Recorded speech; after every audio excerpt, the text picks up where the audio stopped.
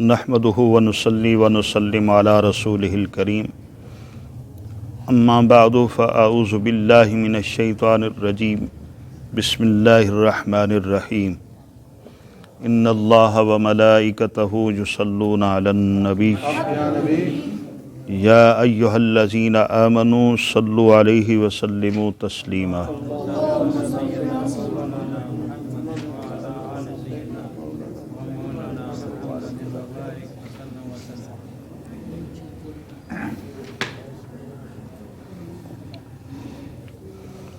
الآن وقد عصيت قبل وكنت من المفسدين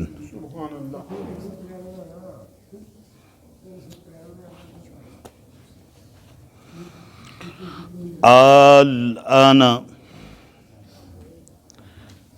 کیا اب، یعنی تو اب جب مرنے لگا ہے، ڈوبنے لگا ہے، موت کو دیکھ کر، عذاب کو دیکھ کر، اب تو کہتا ہے کہ میں ایمان لایا. جب ایمان لانا تھا تو اس وقت لایا نہیں، تو کیا اب تو ایمان لاتا ہے؟ وَقَدْ عَصَيْتَ، اور تحقیق نافرمان تھا تو، قبل، پہلے تو نافرمان رہا. وَكُنْتَ مِنَ الْمُفْسِدِينَ، اور تو فسادی تھا، زمین کے اندر تو نے فساد مچایا ہوا تھا. فساد مفسدین میں ایمان لانے دینے کا ذکر ہے، اور عصیتا نہ خود ایمان لایا نہ دوسروں کو لانے دیا. ایسا تو فسادی تھا، ایسا تو نافرمان رہا ہے کہ تو خود بھی ایمان نہیں لایا. وَكُنْتَ مِنَ الْمُفْسِدِينَ، اور ایسا فسادی تھا کہ کسی کو ایمان بھی نہیں لانے دیا تو نے. تو لانا کیا تو اب ایمان لاتا ہے. خزائن العرفان میں ہے کہ ایک دفعہ نا حضرت جبریل علیہ السلام یہ فرعون کے پاس تحریری سوال ایک لائے. تحریری سوال، تحریر تھا. سوال کیا تھا؟ سوال یہ تھا کہ تیرا کیا حکم ہے اس غلام کے بارے میں جو اپنے مولا کی نعمتوں پر پرورش پاتا رہا ہو، اپنے مولا کی نعمتوں پہ پرورش پائے اور پھر خود ہی مولا ہونے کا دعویٰ کر دے. تو کیا حکم ہے تیرا اس کے بارے میں؟ آگے اس نے جواباً تحریر کی صورت میں ہی لکھ کر یہ کہا کہ میرا یہ حکم ہے کہ اسے بحر کلزم میں ڈبو دیا جائے. اس نے یہ جواب لکھا. اب جب اس نے نافرمانی کی، یہ حد سے بڑھ گئے، اور یہ جب عذاب آیا، ڈوبنے لگا اور مرنے لگا، اب چیخ ہے اس کی، میں ایمان لایا، میں ایمان لایا. اس موقع پر جبریل امین نے وہ تحریر اس کے سامنے کی. کیا شور مچاتا ہے کہ اب میں ایمان لایا؟ یہ تحریر دیکھ، کس کی تحریر ہے؟ یہ تیری ہی تحریر ہے، تیرا ہی لکھا ہوا ہے، اور یہ سزا تو خود ہی تجویز کر چکا ہے کہ جو غلام اپنے مولا کی پرورش پہ ہی پلا ہو، نعمتوں پہ پرورش پائی ہو اس نے، اور پھر خود ہی مولا کا دعویٰ کر دے، تو تیرا یہ جواب تھا، تو نے یہ تحریر کیا تھا کہ اسے بحر کلزم میں ڈبو دیا جائے. اس مولا کی نعمتیں کھاتا رہا، حقیقی مولا کی، خالق کی نعمتوں پہ تو نے پرورش کی، اور تو خود ہی خدائی دعویٰ کر دیا. یہ تو سزا تو نے خود تجویز کی ہے نا، تو اب شور کیوں مچاتا ہے؟ تو کیا اب تو ایمان لاتا ہے؟ تحقیق پہلے تو نافرمان رہا. وَكُنْتَ مِنَ الْمُفْسِدِينَ، اور تو فسادی تھا. فَالْيَوْمَ، پس آج ننجی کا ببدنی کا، ننجی کا یعنی باقی رکھیں گے تجھے، ببدنی کا تیرے بدن کے ساتھ، تیرے بدن کو، تیری یعنی لاش کو ہم باقی رکھیں گے. کیوں؟ لِتَكُونَ لِمَنْ خَلْفَكَ آیَةٌ، تاکہ ہو واسطے اس کے جو پیچھے ہوں تیرے نا، تیرے پچھلوں کے لیے آیہ نشانی ہو،